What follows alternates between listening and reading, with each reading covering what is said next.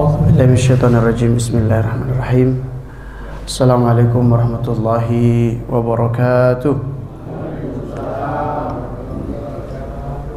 الحمد لله الذي هدانا لهذا وما كنا لنهتدي لولا أن هدانا الله.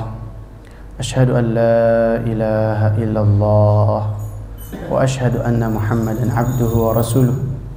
سبحانك لا علم لنا إلا ما علمتنا إنك أنت العليم الحكيم.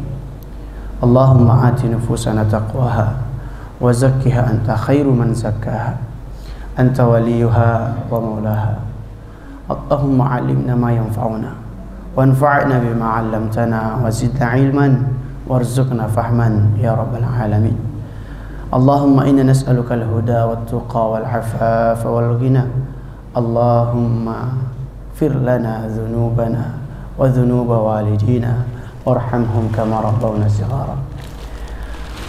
Segala puji bagi Allah Subhanahu wa taala yang telah menitipkan kepada kita semua hidayah sampai kita merasakan nikmatnya Islam untuk hari ini. Maha suci Allah Subhanahu wa taala yang telah menitipkan kepada kita sedikit pengetahuan dan sedikit kekuatan, karena sesungguhnya hanya Allah yang maha mengetahui lagi maha perkasa. Ya Allah, sucikanlah hati kami semua, berikan kami hati yang tulus, ikhlas dan ridho dalam majelis ini ya Allah, karena sungguhnya Engkau lah sebaik-baik penyuci jiwa. Ya Allah, berikan ketakwaan kepada kami semua ya Allah, karena sungguhnya Engkau lah sebaik-baik pemberi ketakwaan. Ya Allah, ajarkan kami ilmu yang bermanfaat dan mampukan kami semua untuk mengamalkan ilmu yang telah Engkau ajarkan. Ya Allah, ampunilah dosa kami ya Allah, dosa kedua orang tua kami ya Allah. Kalau mereka masih hidup ya Allah, berikan keteguhan dalam jalan istiqomah, ketaatan beribadah kepadamu. Jauhkan mereka semua daripada penyakit-penyakit usiamu ya Allah. Jikalau mereka sudah mendahului kami ya Allah, maka jadikan amal kami ini walaupun sedikit menjadi penerang, cahaya, rahmah bagi kehidupan mereka yang saat ini. Allahumma amin ya mujibas sa'ilin. Jamaah rahmati Allah Subhanahu wa taala. Mari sama-sama kita mengawali kajian kita yang penuh berbahagia ini dengan sama-sama berusaha untuk menenangkan hati, jiwa dan pikiran kita dengan zikrullah. Allah Subhanahu wa taala berfirman, "Ala bidzikrillahi tatma'innul qulub." Hanya dengan berzikir kepada Allah, hati daripada jiwa-jiwa orang-orang yang beriman, yang punya Tuhan, akan menjadi lebih tenang. Subhanallah walhamdulillah wa la ilaha illallah wallahu akbar. Subhanallah walhamdulillah wa la ilaha illallah wallahu akbar. Sama-sama kita gungkan Allah. Subhanallah walhamdulillah wa la ilaha illallah wallahu akbar. Subhanallah walhamdulillah wa la ilaha illallah wallahu akbar. Subhanallah walhamdulillah wa la ilaha illallah wallahu akbar wa la hawla wa la quwata illa billahil aliyil azim. Jemaah rahmati Allah Subhanahu wa taala, mudah-mudahan lisan kita senantiasa menyucikan Allah dengan tasbih, senantiasa memuji Allah dengan tahmid, senantiasa menafikan yang lain dan hanya berpaling menuju Allah dengan kalimat tahlil, dan senantiasa mengagungkan, membesarkan Allah dengan kalimat takbir, dan tidak ada daya, tak ada kekuatan yang kita miliki kecuali datangnya dari Allah Subhanahu wa ta'ala. Alhamdulillah, duduknya kita di majelis ini hakikatnya sebuah kemuliaan. Rasulullah sallallahu alaihi wasallam bersabda, "Man salaka tariqan yaltamisu fihi ilman, sahhalallahu bihi tariqan ilal jannah." Siapa orang yang menempuh jalan, berproses menuju sebuah ilmu, tentu ada rasa lelah di dalamnya, tentu ada rasa malas di dalamnya, tentu ada rasa bosan di dalamnya. Tapi siapa yang menempuh jalan itu, kata Rasulullah SAW, sahhalallahu bihi tariqan ilal jannah, Allah akan mudahkan jalannya menuju surga. Bahkan orang-orang yang berilmu dipuji di dalam Al-Quran.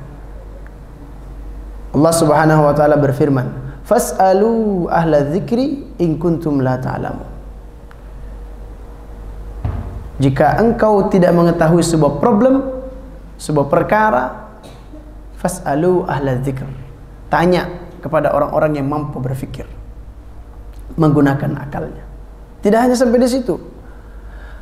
Al-Quran yang dahsyat itu diturunkan kepada siapa?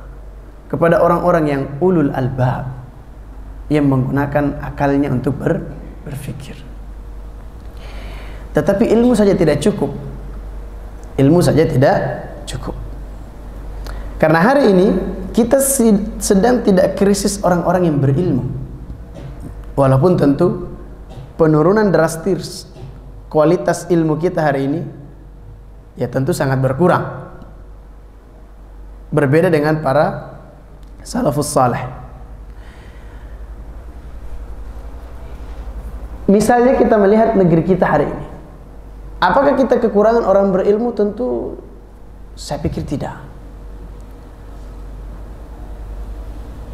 Hari ini betapa banyak alumni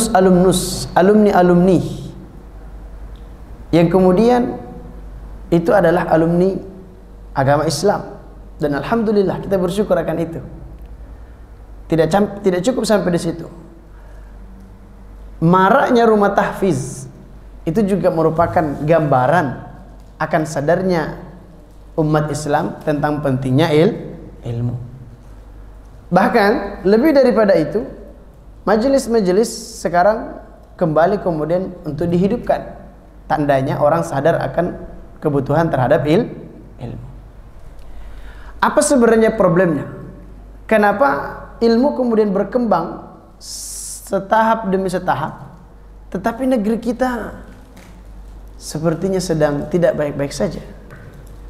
Ya, anak-anak hari ini ya data menunjukkan tidak butuh usia 20 tahun untuk berjudi. Tidak butuh usia 20 tahun untuk berjudi. 10 tahun pun hari ini, kemarin data yang keluar, kalau saya tidak salah nanti bisa dicek, sekitar 10.000 kalau saya tidak salah, atau mungkin lebih, anak di bawah usia 10 tahun sudah berjudi online. Kalau dulu zaman-zaman tahun 70 mungkin, orang kalau mau berjudi online ya harus sembunyi. Ya, dan caranya juga berbeda. Ya. Tapi hari ini anak-anak kita yang kita sokongi dengan biaya itu, kita beri dia suapan dana untuk belajar, ternyata digunakan untuk berjudi. Ini problemnya apa? Orang tuanya setengah mati, tetapi anaknya mati-matian berjudi. Lebih dahsyatnya lagi, orang tuanya juga kadang la haula wala quwata illa billahil aliyil azim. Maka Islam itu sempurna, jamaah rahmati Allah Subhanahu wa taala. Allah Subhanahu wa taala berfirman, "Ya ayyuhalladzina amanu udkhulu fis-silmi kaffah." Wahai orang-orang yang beriman, masuklah kamu secara Islam dengan secara kafah. Dalam kurung totalitas. Tetapi makna totalitas itu apa?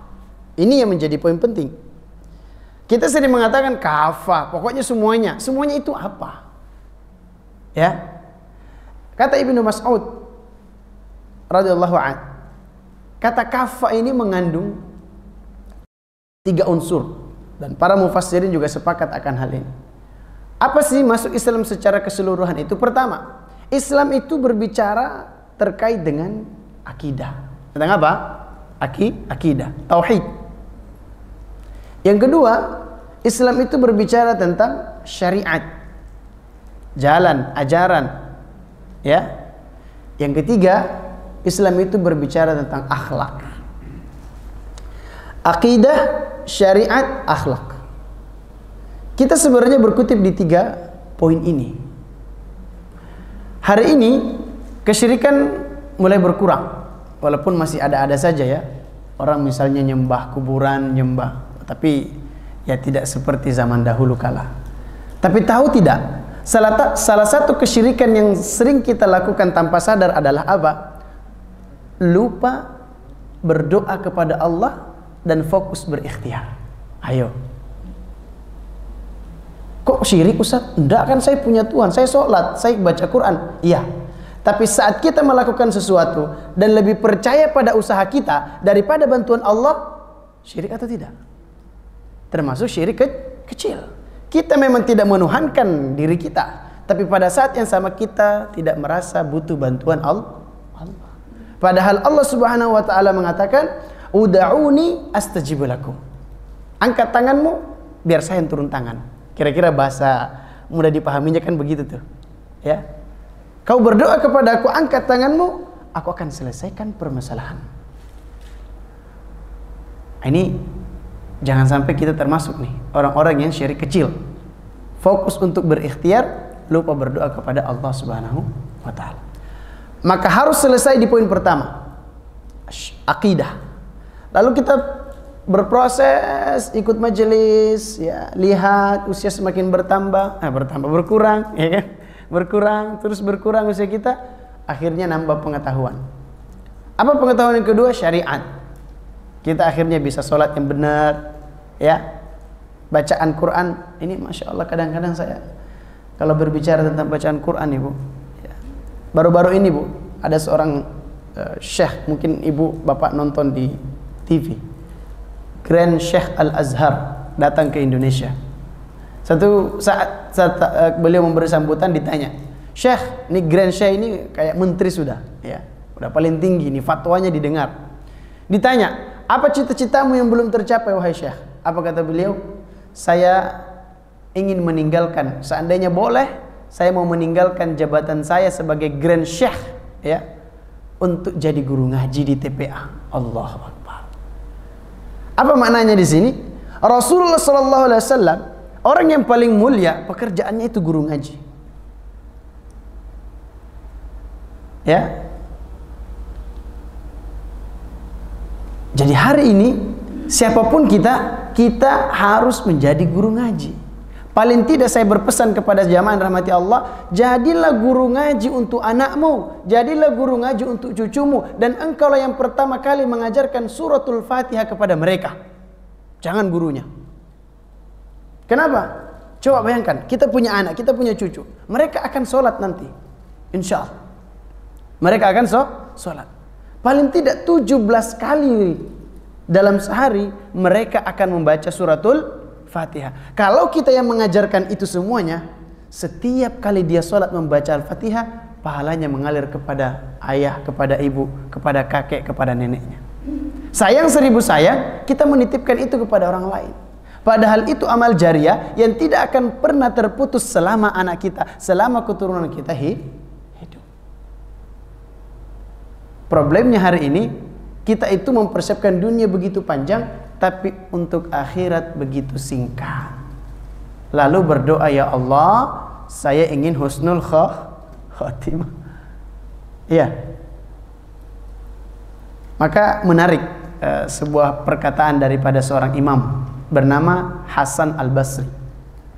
Wahai imam, satu ketika beliau ditanya,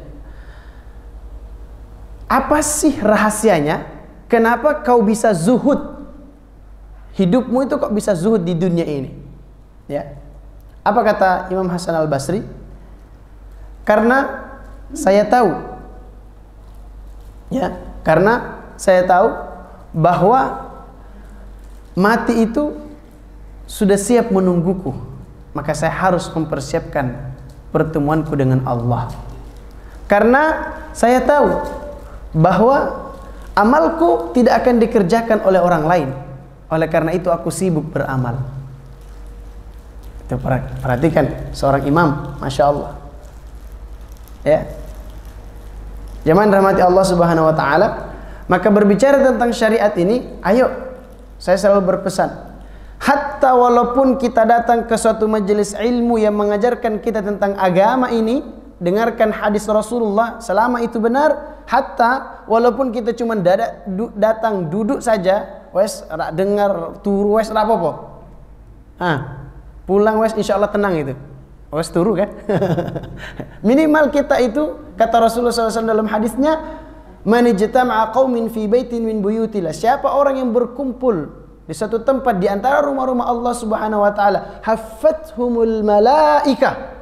Coba dibentangkan sayap malaikat untuknya. Wa ghasyiyatuhumur rahmah, dilimpahkan rahmat kepadanya.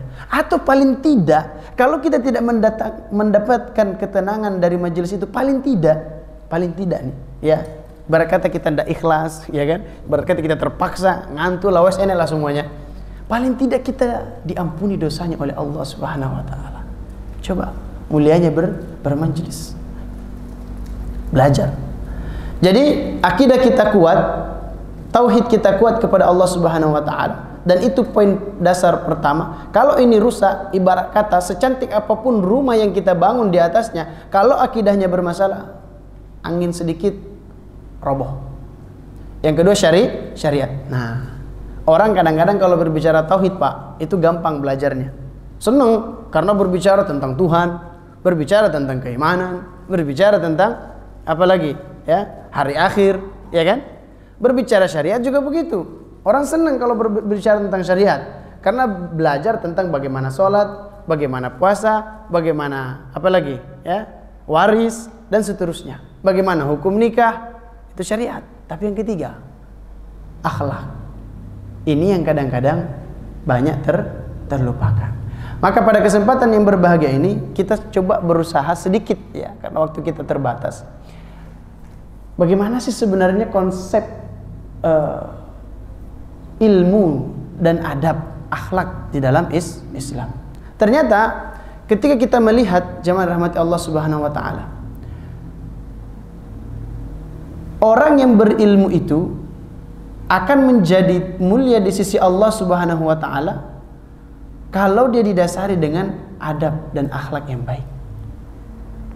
Allah Subhanahu wa taala berfirman, ya ayyuhalladzina amanu idza qila lakum tafassahu fil majalis fafsahu yafsahillahu lakum. Perhatikan ayat selanjutnya. Wa idza qila syuzu fangshuzu yarfa'illahu alladzina amanu minkum walladzina utul ilma darajat. Allah akan mengangkat derajat orang-orang yang beriman kepada Allah, ya, orang-orang yang beriman kepada Allah dan orang-orang yang menuntut ilmu. Nah, apa yang kita pelajari dari sini? Coba perhatikan. Ada kata-kata iman sebelum kata-kata ilmu. Kalau kita belajar Al-Quran, kita akan temukan iman itu mesti ujungnya adalah hubungan sosial atau adab dan akhlak. Contoh, Rasulullah SAW bersabda, man kana yu'minu billahi wal yawmil akhir falyakul khairan aw liyasmut. Siapa orang yang beriman kepada Allah dan hari akhir, hendaknya dia berkata baik atau diam. Jadi maksudnya apa itu? Iman ujungnya akhlak, adab. Kita belajar lagi misalnya tentang apa? Tabassumuka fi wajhi akhika sadaqah. Senyummu terhadap saudaramu adalah sedekah. Akhlak lagi, banyak-banyakin senyum. Banyak hal yang berkaitan dalam kehidupan ini, itu implementasinya dari iman, kemudian lahirlah adab dan akhlak tersebut. Bahkan jamaah rahmati Allah Subhanahu wa taala, orang yang memiliki adab dan akhlak yang baik itu dipuji oleh Allah Subhanahu wa taala. Allah Subhanahu wa taala berfirman, "Wa innaka la'ala khuluqin 'azim." Dan sesungguhnya engkau benar-benar berbudi pekerti yang baik. Azim, kata-kata azim adalah bentuk pujian. Oleh karenanya ada konsep kehidupan yang harus kita ingat betul-betul, bahwa memang Rasulullah SAW itu mengajarkan akidah, mengajarkan syariat. Tapi ingat, Rasulullah SAW pernah bersabda, "Innama bu'istu liutammima makarimal akhlak." Sesungguhnya aku itu diutus untuk menyempurnakan akhlak. Enggak Ustaz, jangan ajari kita akhlak baik. Kita lihat, ya, banyak orang yang sudah mengaji, sudah belajar, bermajelis, alhamdulillah dapat pahala, dapat ilmu. Tapi pulang-pulang rumah nih, ya, tantangannya itu pas lewat keluar, lihat tetangga lagi beres. Kira-kira di hati kita apa? Padahal bangun ya, kok nggak pergi sholat ya? Gitu. Coba ngapain? Hah? Itu akhlak tuh sampai ke detail itu. Hilang tuh pahala majelisnya, jadinya berkurang. Lewat lagi di tetangga sebelah, "Ibu singgah bu," katanya. Apa dia bilang? "Oh ya, saya baru pulang pengajian." Lu ngapain? Padahal udah pakai mukena kan udah tahu. Ya, coba bagaimana kita meniti dan memperjuangkan akhlak. Itu berbicara tentang akhlak hati. Maka ketika kita berbicara tentang kepribadian kita, itu paling tidak kita punya 3. Sebelum kita beramal harus menjaga. Setelah sedang beramal harus kita jaga. Setelah beramal juga harus kita jaga. Contoh, ya. Ketika kita hendak ingin sholatlah, ya. Anggap aja nih sholat, ya. Sebelum sholat itu harus benar niatnya untuk sholat apa, ya. Jangan-jangan untuk apa? Supaya lebih disebut lebih ahli sholat gitu kan daripada tetangga. Nah, itu udah keliru gitu, ya. Makanya jamaah rahmati Allah Subhanahu wa taala, ini saking pentingnya menjaga niat. Ulama dahulu itu bangun di awal waktu. Jam 2 udah bangun. Menjelang subuh dia tidur. Ya. Ketika orang-orang bangun sholat subuh, dia juga baru bangun. Jadi orang menganggapnya dia baru bangun. Padahal tadi sudah bangun sholat malam. Semalam suntuk dia begadang. Subuh dia baru bangun lagi. Kalau kita bagaimana hari ini? Jam 3 sudah bangun. Apa yang kita lakukan? Sholat. Alhamdulillah. Habis itu apa? Ku munajatkan doaku dalam sujud. Share status WhatsApp. Ya. Habis itu kita tidak tidur sampai subuh. Kan bisa. Kenapa harus nulis-nulis seperti itu, Bu, di jam 3 subuh? Pak, kenapa? Oh, kan kita dakwah Ustaz, ngajakin orang ke jalan. Oke, bagus, alhamdulillah. Emang tidak bisa dakwanya habis subuh saja? Atau jangan-jangan habis subuh kita sudah mulai ngecek, siapa yang lihat ini tulisan saya ini? Ayo loh. Itu akhlak. Itu jadi sebelum beramal dan sedang beramal. Lagi sholat misalnya, ya, lagi sholat. Tiba-tiba samping kita gerakan sholatnya salah. Salah. Kira-kira apa yang muncul dalam hati kita? Ada dibilangin kayak jangan malas-malas kajian belajar. Jadi salah kan sholatnya.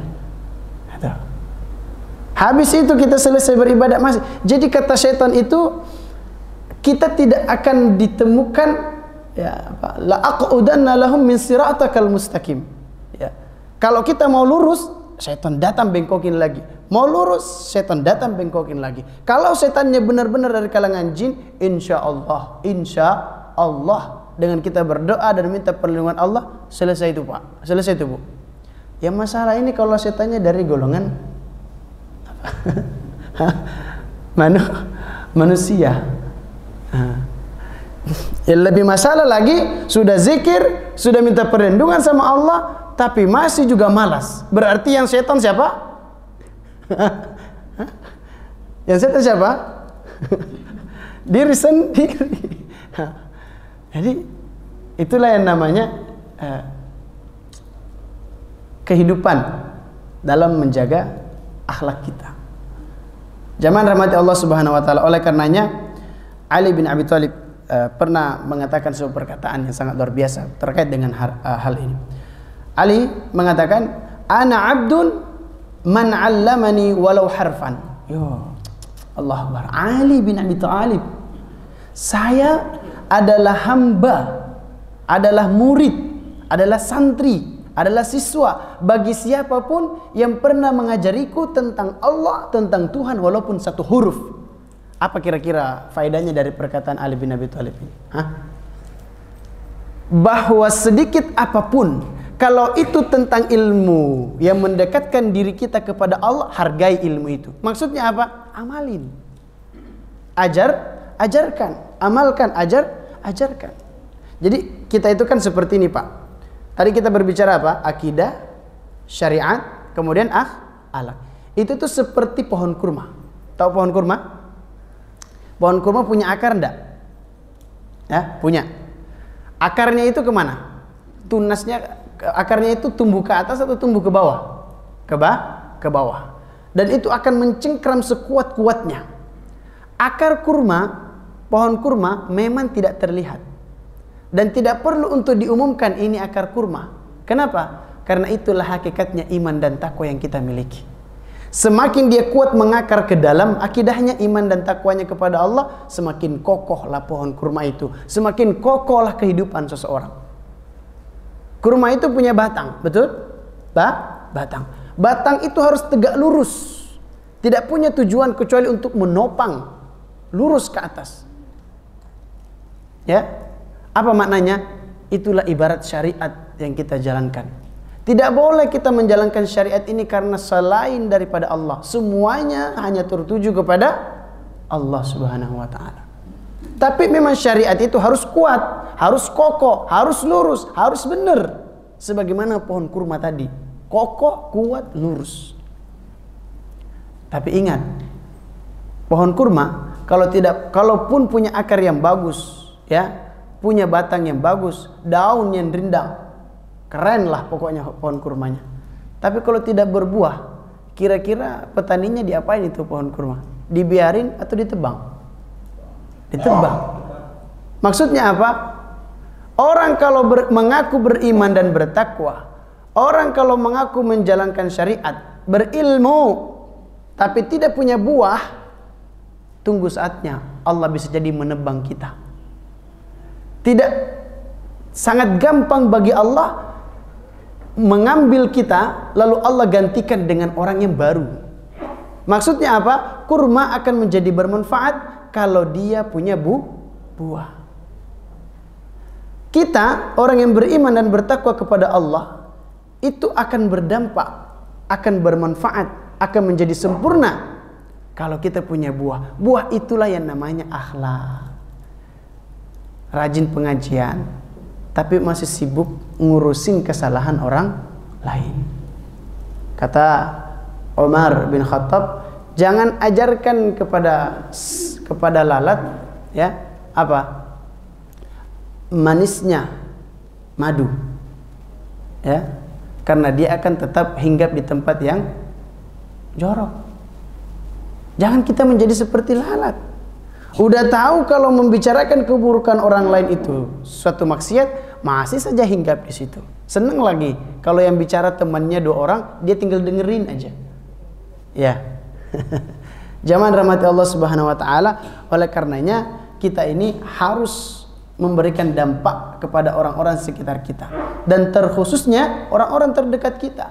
Jangan kemudian kita murah senyum kepada orang lain, tapi pulang ke rumah, oh, Masya Allah, istri, anak, kok tidak ada yang menerima kelembutan hati kita.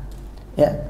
Kemudian ada sebuah sabda dari para Rasulullah SAW, "Addabani Rabbi fa ahsana ta'dibi." Ya. Tuhanku telah mendidikku, telah mengajarkan aku bagaimana adab. Ya. Maka aku memperbaiki akhlak dan adabku. Jadi penting untuk kita melatih diri kita untuk menjaga adab kita. Khususnya hari ini kalau ilmu kita semakin bertambah. Jangan makin merasa baik, paling benar, ya susah. Ya, kata Imam Malik, saya tidak tahu apa ini saya sudah sampaikan di pengajian ini, tapi ini menarik perkataan Imam Malik. Man tafaqqaha wa lam yatasawwafa faqad tafassaqa. Wa man tasawwafa wa lam yatafaqqaha faqad tazandaqa. Wa man jama'a bainahuma faqad tahaqqaqa. Siapa orang yang belajar aja kerjaannya, tapi tidak pernah melatih tasawuf atau akhlaknya, ya, belajar akhlak, bagaimana bertazkiyatun nafs, menjaga hati, faqad tafassaqa, sungguh ujung-ujungnya dia akan menjadi fasik. Orang-orang yang seperti ini, kalaupun dia hidup ilmunya banyak, itu akan melahirkan perpecahan di tengah umat. Kalau hanya belajar saja, tidak belajar bagaimana bertasawuf, berakhlak, bertazkiyatun nafs. Sebaliknya pun juga seperti itu. Wa man tasawwafa wa lam yatafaqqaha faqad tazandaqa. Siapa orang yang hanya terus yang penting hatinya baik, katanya. Yang penting hatinya baik, tapi tidak ada niatnya untuk belajar, faqad tazandaqa. Nanti dia jadi zindik gitu. Ya, tidak tahu ini mana teman, mana lawan, mana haram, mana halal. Yang penting hatinya baik. Kan niat saya baik, Ustaz. Ya niatnya baik, tapi ini kan keburukan. Jadi bermasalah. Wa man jama'a bainahuma faqad tahaqqaqa. Siapa orang yang mengumpulkan keduanya, maka sungguh dia telah mencapai puncak daripada tujuan ibadah itu sendiri. Jamaah rahmati Allah Subhanahu wa taala. Oleh karenanya di penghujung kajian kita ini, nanti boleh ada sesi tanya jawab, silakan. Rasulullah SAW bersabda, ini kemuliaan daripada seorang akhlak dan adab, ya. Orang yang memiliki akhlak dan orang yang beradab. Dan itulah Rasulullah SAW. Apa sabda Rasulullah SAW dan ganjaran bagi orang-orang yang memiliki akhlak yang baik, memiliki adab. Kata Rasulullah SAW, "Inna man ahabbakum ilayya wa aqrabakum minni majlisan yaumal qiyamah ahasinukum akhlaqa." Sesungguhnya di antara orang-orang yang paling aku cintai, satu, berarti orang yang berakhlak, orang yang beradab itu yang paling dicintai Rasul. Yang kedua, wa aqrabakum ilayya, dan yang paling dekat tempat kedudukannya nanti di hari kiamat. Allahu Akbar. Dicintai Rasul dan paling dekat dengan Rasulullah sallallahu alaihi wasallam. Hari ini kalau kita berpikir untuk mengumpulkan dunia pundi-pundi semuanya itu telat. Karena sebelum Rasulullah datang sudah ada orang kaya. Ya. Kalau hari ini kita mengumpulkan kekuasaan, telat. Karena Abu Jahal lebih berkuasa daripada kita. Ya. Jadi telat. Hari ini kalau kita berharap untuk pujian, kita telat. Ya. Karena orang dahulu memuji-muji Firaun, tapi juga ujungnya binasa. Maka ini cukup menjadi pelajaran bagi kita. Berhenti untuk menyanyiakan waktu yang Allah berikan kepada kita. Kata Ibnu Abbas radhiyallahu anhu, saya sangat merasa rugi kalau matahari sampai terbenam lalu amalku tidak bertambah sedikit pun, padahal aku tahu bahwa umurku semakin berkurang. Ayo sama-sama kita sempurnakan Islam kita, berakidah yang kuat, bersyariat yang sempurna, dan berakhlakul karimah. Kata Imam Ibn Mubarak, ta'allamtul adab 30 syahr wa ta'allamtul ilma 20 syahr. Saya belajar adab 30 tahun dan saya belajar ilmu hanya 20 tahun. Maknanya apa? Adab itu sangat penting bagi orang-orang yang berilmu. Hari ini apakah yang memimpin kita bukan orang-orang yang berilmu? Berilmu, ya. Tapi kalau kemudian dia melakukan hal-hal kemaksiatan, zinah lah, ya kan? minum minuman, itu apa orang tidak berilmu? Berilmu.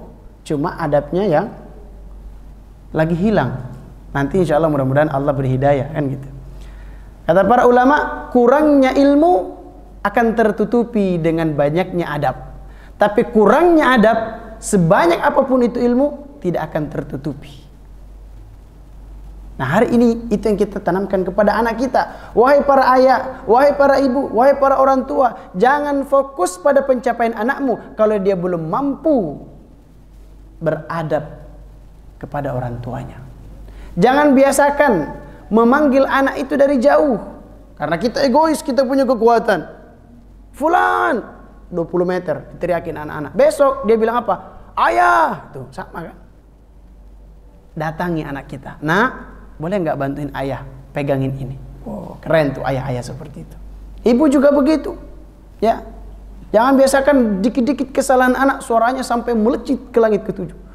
Kamu anak siapa, katanya. Lupa kalau dia pernah buat anak. Jadi itu akan memberikan ya ilmu secara tidak langsung, bahkan langsung masuk ke dalam hatinya itu. Kalau kita beradab dalam mendidik anak-anak kita. Mulai dari situ, hal kecil seperti itu nanti akan membiasakan anak-anak kita itu untuk datang ke masjid, mau bermajelis, mau mendengarkan nasihat, ya. Karena kita menyampaikannya penuh dengan rahmatan lil alamin, penuh dengan hikmah. Jadi jangan egois. Karena kita merasa tahu itu salah, anak kita kemudian kita salah-salahin. Jangan. Kita jelaskan apa susahnya. Ya, contoh yang punya anak kecil, ya. Ini ajaran dari Rasul semua ini. Jadi Rasul itu ketika sholat, itu kan cucunya pada apa istilah kata kita tuh ngelendokin apa, naik gitu ya. Naik itu Hasan Husain itu manjat-manjat lah di Rasul. Kan bisa saja, gue Rasul nih, awas jangan naik-naikin kan gitu. Tapi tidak dilakukan oleh Rasulullah SAW. Mengajarkan kepada kita bahwa bagaimana kita menjaga akhlak kita kepada anak-anak kita. Jadi kalau mau negeri ini kita baik, mulailah daripada diri kita sendiri, keluarga kita. Mulai. Ya, berkata baik, diatur cara bertutur katanya. Ya, jangan karena kita sudah merasa lebih tua, ya kemudian anak kita, kamu siapa ngajarin saya? Enggak. Bisa jadi hari ini ada ilmu yang Allah titipkan kepada mereka yang dulu kita belum pernah mendapatkannya. Kata Ali bin Abi Thalib, jangan ajarkanlah anakmu sesuai dengan zamannya. Sesuai dengan zamannya, jangan ajarkan dia sesuai dengan zamanmu. Nah, ini yang masalah kalau kita ajarkan anak sesuai dengan zaman kita. Nah, zaman rahmati Allah Subhanahu wa taala, inilah kira-kira yang bisa kita pelajari pada kesempatan yang berbahagia ini. Nah, tugas kita setelah kajian ini tentunya adalah apa? Melatih diri. Termasuk saya, Pak. Saya kadang-kadang kalau ngomong begini habis ini istighfar juga. Ya Allah, tadi itu jangan-jangan saya merasa lebih pinter, merasa paling benar. Ampun dosa hamba ya Allah. Jauhkan hamba daripada itu semuanya. Karena belum tentu, Pak. Habis ini saya bisa jadi juga melanggar akhlak itu. Maka sama-sama. Wa tawassaw bil haqqi wa tawassaw bis sabar. Saling mengingatkan dalam kebenaran dan sabar. Itu kuncinya. Sabar. Tapi tiap hari Pak Ustadz dibenerin enggak benar-benar. Kita baru tiap hari. Nabi Nuh berapa hari? 950 tahun. Jadi kalau hari ini kita mengeluh, kalahin dulu siapa? Nabi Nuh. Barakallahu fikum jami'an. Monggo, silakan kalau ada pertanyaan boleh kita diskusi insyaallah sambil menunggu waktu syuruk. Bismillahirrahmanirrahim. Dari bapak-bapak. Iya, silakan, Pak. Assalamualaikum warahmatullahi wabarakatuh. Kita beragama ini, kita mendengar ada dialog antara Nabi dan saya tadi bagaimana sholat? Gimana, Pak? Apa? Bagaimana sholat yang benar? Bagaimana sholat yang benar? Jawabannya yang saya dengar, ikutin saya. Iya. Sehingga sampai hari ini kita lihat sampai ke Mekah, orang sholat itu benar-benar bersyarat. Masya Allah. Nah, apakah Nabi berkeinginan seperti itu? Kita tidak ada contohnya. Kadang-kadang Nabi itu sholatnya pada malam, siang, sehingga ada orang yang sholat itu begini ke bawah. Ya. Mungkin Nabi waktu itu yang gimana gitu ya. Ya.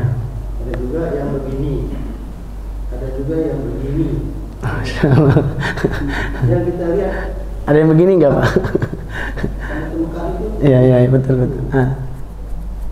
Sehingga yang benar itu gimana sih? Yang benar itu seperti apa? Kita tidak melihat atau mendengar ajaran Ustaz sampai hari ini kayak gini loh sholat itu. Masya Allah. Juga begitu kalau orang khotbah ngaji yang ngobrol-ngobrol, ya kan? Ya. Nah itu yang benarnya gimana? Masya Allah, tabarakallah. Barakallahu fikum, Masya Allah. Pertanyaannya luar biasa ya. Ini kadang hal-hal seperti ini yang banyak dilupakan oleh dai-dai kita. Jadi sibuk menjelaskan hal-hal yang besar. Saya pernah ditanya begini Pak, ini karena pertanyaannya bagus ya. Saya pernah ditanya begini, Ustadz itu gimana? Ini ibu-ibu pengajian di kampus apa di Jakarta itu. Ustadz gimana sih kalau seumpama nih kita ruku terus baru baca 2 kali, imamnya sudah takbir lagi, itu kita nyelesain sampai 3 kali atau ngikutin imam? Kan tuh agak-agak unik ya pertanyaannya kan. Nah, ditanya lagi, Ustadz bagaimana kalau orang datang nih, laki-laki sudah imam ya, sudah imam, dia sudah sholat, terus perempuan mau ikut, boleh nggak langsung takbir? Atau dia bagaimana, sholat sendiri atau bagaimana? Kan tidak mungkin dipukul. Kalau laki-laki ketemu laki-laki di kode, kalau perempuan ke laki-laki bagaimana? Gitu. Jadi memang hal-hal seperti ini perlu untuk dijelaskan. Baik, saya jawab sesuai dengan kemampuan saya Pak ya. Jadi yang pertama berkaitan dengan Rasulullah SAW sholatnya, kenapa kemudian berbeda-beda? Itulah bentuk rahmatnya daripada Islam ini dan juga ajaran Rasulullah SAW. Artinya selama ada dalil, ada riwayat yang meriwayatkan itu, maka selama itu pula kita boleh mengamalkannya. Saya kasih contohnya saja Pak, gampangnya kira-kira begini. Saya belum makan. Kalau Bapak di sebelah sana dengar saya belum makan, kira-kira maknanya itu apa Pak? Saya belum mau makan itu maknanya apa? Kenyang, oke? Tapi bisa saja saya bilang saya enggak, bukan karena kenyang. Karena saya memang belum mau makan. Satu kata bisa 2 mana? Yang tengah sini belum saya tanya. Mungkin dia bilang, Ustadz belum mau makan karena barusan habis makan. Tuh.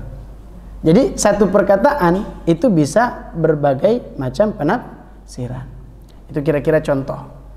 Dan itu banyak kita temukan dalam ajaran atau dalam sunnah-sunnah Rasulullah. Contoh, suatu ketika Rasulullah SAW memerintahkan sahabatnya untuk tidak sholat ya kecuali sampai di Bani Quraidah. Jadi sahabat ini diutus kepada Bani Quraidah. Yang satu golongan dia bilang begini, itu maksudnya Rasul nanti ketika masuk, jadi waktunya itu zuhur dan asar. Ketika masuk waktu asar, ya, ketika masuk waktu asar kita sholat di pertengahan jalan. Baru kemudian kita lanjutkan perjalanan ke Bani Quraidah. Yang satu bilang enggak, maksudnya Rasul lanjutin terus perjalanan, nanti sampai di sana baru kita jamak, baru kita qashar sholatnya. Mana yang benar kira-kira kalau begini? Sampai berita ini kepada Rasulullah SAW, Rasulullah bilang kamu benar dan kamu benar. Maksudnya apa? Boleh, monggo. Kamu kalau pergi perjalanan punya waktu di awal untuk menarik asar ke zuhur, silakan. Kalau nggak punya waktu, lagi di perjalanan, ya, lagi di perjalanan, udah masuk waktu zuhur, ya, nggak bisa berhenti, monggo diakhirkan zuhur tarik ke asar. Rahmah bukan perbedaan itu, rahmah. 2, kan sering jadi perbincangan juga itu. Apakah ketika kita bangun dari ruku, apakah kita sujud yang pertama kali sampai itu apa Pak? Tangan atau lutut dulu? Coba yang tangan dulu, angkat tangan. Dari apa? I'tidal ke sujud, dari i'tidal ke sujud. Yang pertama kali sampai itu tangan atau ruku? Yang tangan dulu, angkat tangan. Tangan tuh, tangan. Tuh di luar tangan. Mana lagi yang tangan? Tuh tangan, tangan. Tuh tangan. Yang lain berarti lutut. Nah, mana yang benar? Hah? Karena dia sujud katanya, karena lutut dulu tuh. Dia bilang ya karena sujud tangan dulu kata dia. Ya. Ini dua-duanya ada hadisnya. Dua-duanya ada hadisnya. Nanti tinggal penggunaannya di mana. Yang penting jangan jidat dulu. Ya, yang lebih parah lagi, sibuk menuntut ilmu, mana yang benar lutut atau tangan, tapi habis itu nggak sholat jamaah. Ya kan? Di grup WhatsApp sibuk. Kata usah saya enggak, sujud dulu itu pakai, kalau sujud itu pakai lutut dulu. Kan kita turun nih. Iya, berarti lutut dulu. Kamu salah. Sibuk aja di grup WhatsApp. Allahu Akbar, Allahu Akbar. Enggak. Telapak tangan dulu katanya, enggak sholat. Sibuk ngurusin perbedaan. Padahal itu dua-duanya punya hadis. Ya. Ya. Para ulama memberikan penjelasan. Kalau kita usianya masih muda, tidak ada penyakit, maka diutamakan menggunakan lutut. Masih kuat nih, ya. Dan hadis tentang Rasulullah SAW menggunakan kedua tangannya itu datang belakangan. Artinya usia Rasulullah saat itu sudah menjejaki 60-an tahun, ya enggak? Ya kan? Berarti butuh bantuan. Nah, itu loh. Rahman enggak tuh? Coba kalau dibilang cuma boleh lutut, kan kasihan orang yang sakit pinggang. Repot, nanti bisa ngejingklang-jingklang kiri kanan dulu. Jadi semuanya boleh. Nah, tapi kalau tadi perkara tangan itu ada macam-macam, Pak. Nanti kita bahas di sifat-sifat sholatnya Nabi. Cuma yang begini itu enggak ada. Kalau Bapak tadi bilang begini ada, mazhab Imam Malik. Cuma yang begini ada, enggak ada. Apalagi pernah enggak? Ini ada salah tanggapan, dan saya sering dapati di bapak-bapak yang belajar toriko zaman dulu. Toriko itu bagus, Pak. Cuman jangan salah pilih toriko. Jadi Allah Subhanahu Wa Taala berfirman, fa idza tama'nantum faqimus shalah. Coba ini makanya belajar Islam itu enggak boleh tekstual. Allah berfirman, fa idza tama'nantum faqimus shalah. Kalau sudah tumaknina, tenang, baru dirikan sholat. Oke, nangkap? Kalau sudah tenang jiwanya nih, baru dirikan sholat. Pernah dengar? Pernah lihat? Bukan dengar ya, lihat ya. Ada orang sholat, Allah.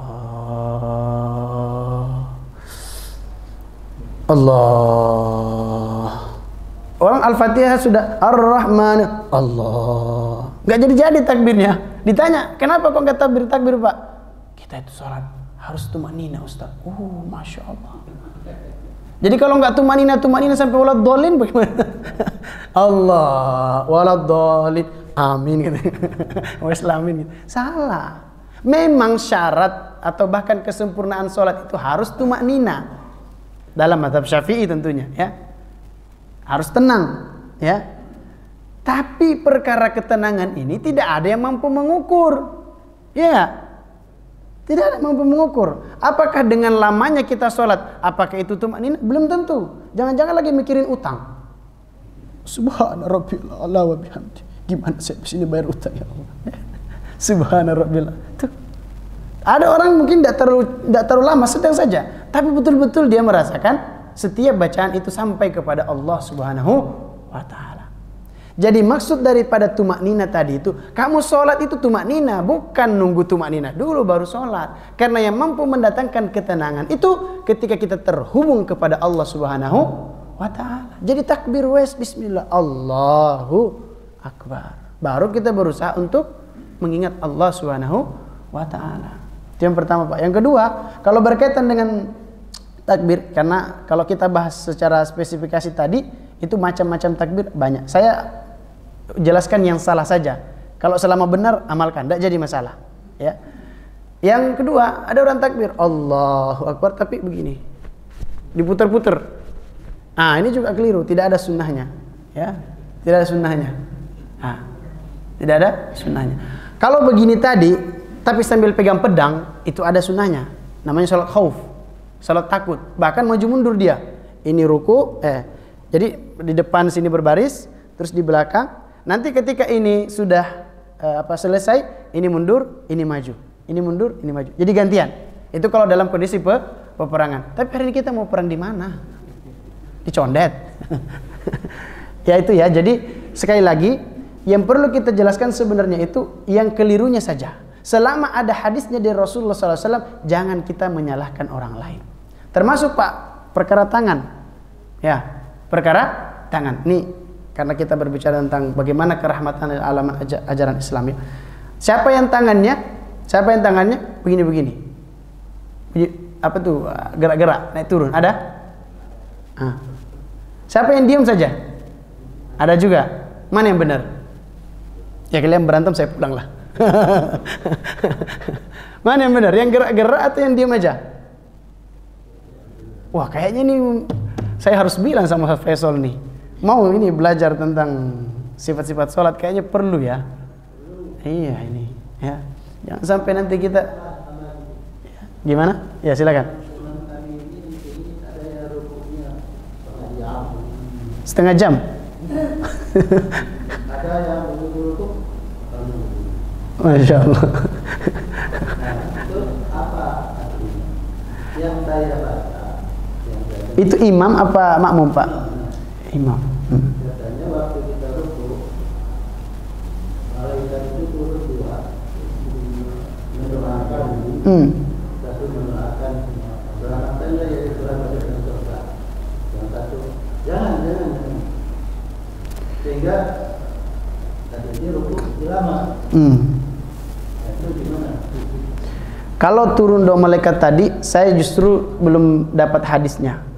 Tapi kalau dua malaikat yang mengawasi kita, bukan dua malaikat ya. Jadi kalau dua malaikat ketika ruku itu saya sendiri, mungkin saya belum baca atau saya masih jauh ya ilmunya mungkin. Nanti mudah-mudahan Allah berikan saya tambahan ilmu untuk mempelajarinya. Tapi yang saya tahu bahwa kita itu di kiri kanan kita ada raqib atid. Jadi menurut Bapak raqib atid itu satu atau dua? Satu. Jadi raqib atid di sebelah kanan, raqib atid di sebelah kiri. Bukan raqib, bukan atid. Ini pemahaman yang kadang-kadang masih keliru di masyarakat. Kenapa? Karena ketika Allah menyebutkan raqib dan atid itu, ya, Allah tidak menggunakan kata-kata waw. Contoh nih, Bapak Fulan dengan Bapak Fulan, ya. Kalau saya bilang telah datang Bapak Fulan dan Fulan, berarti satu apa dua orang? Dua. Tapi kalau saya cuma bilang telah datang Bapak Fulan, satu apa dua? Satu. Allah menyebutkan tidak pakai waw, tidak pakai dan. Raqibun atid, ma yalfidhu min qaulin illa ladaihi raqibun atid. Tidak ada yang terucap dari sebuah perkataan kecuali dicatat oleh raqib atid. Itu yang saya tahu Pak. Kalau yang dua tadi turun, saya belum menemukan hadisnya, apalagi di saat sujud saat rukuk tadi. Mudah-mudahan nanti di bab-bab fikih tentang sholat kita bisa belajar bersama insyaallah. Tapi saya lanjutkan tadi terkait dengan apa namanya ini tangan. Mana yang benar sebenarnya? Jadi begini, kondisi saat itu hadis daripada biasanya Rasulullah itu sallallahu alaihi wasallam memang itu tangannya diam, tidak gerak.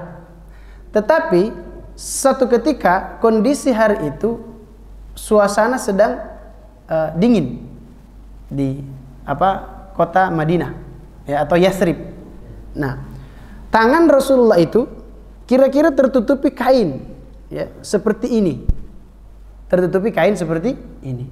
Ada sahabat yang meriwayatkan bahwa ketika kemudian melihat Rasulullah sallallahu alaihi wasallam salat seperti itu, tangannya bergerak. Ini bukan sahabat yang melihat tadi diam ya. Maka dia mengatakan bahwa ketika Rasulullah SAW setiap selesai asyhadu alla ilaha illallah itu tangannya bergerak. Ada hadisnya. Benar, ada hadisnya. Salah atau tidak kalau dia diamalkan? Tidak salah. Karena punya dalil.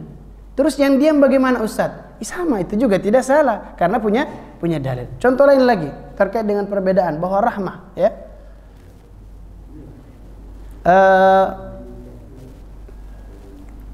Misalnya sholat sunnah itu bagusnya 2 rakaat apa 4 rakaat langsung Pak. Siapa yang sholat sunnahnya 2 rakaat? Siapa yang sholat sunnahnya 4 rakaat langsung? Hah? Dua rata ya. Memang banyaknya Rasulullah itu 2 rakaat. Silakan, tidak jadi masalah. Artinya rajin salam, assalamualaikum, assalamualaikum. Tidak jadi masalah, ya. Di luar Ramadan Rasulullah SAW 2 rakaat. Tetapi jangan salahkan yang 4 rakaat. Karena itu sangat-sangatlah penting bagi orang yang ingin menghatamkan Quran dalam sholatnya. Jadi 1 kali sholat 4 rakaat. Bayangkan kalau setiap rakaat dia baca 5 lembar. Berarti 1 kali sholat dapat berapa? 1 juz. Waktunya semakin singkat. Kenapa? Karena tidak salam mulu. Ya, ada rahmah di dalam, ada hikmah semuanya itu.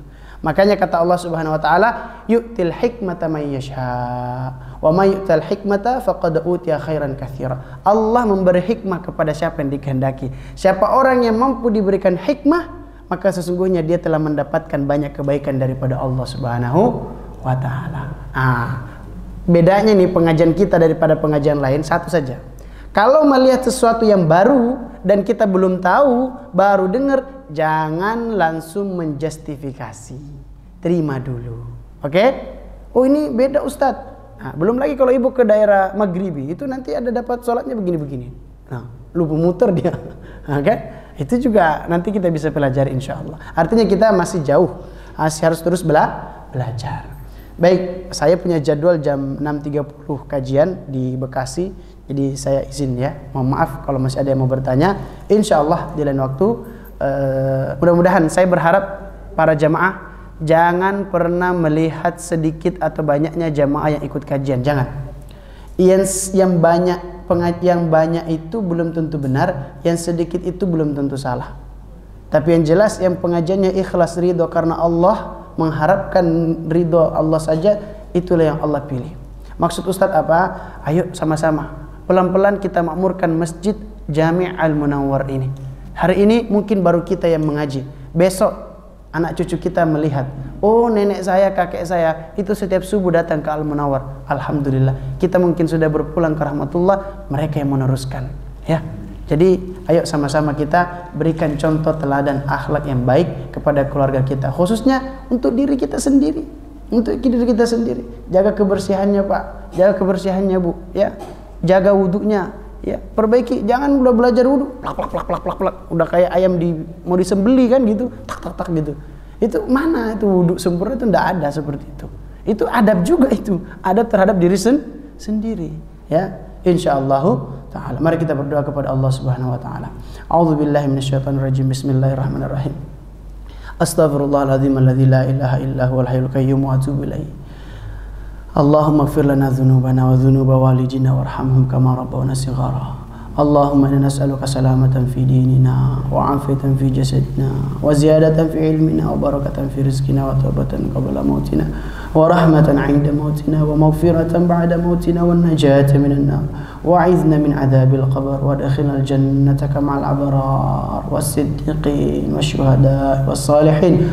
Allahumma iftah lana fa innaka khairal fatihin waghfir lana fa innaka khairal ghafirin wa tub 'alaina innaka antat tawwabur rahim.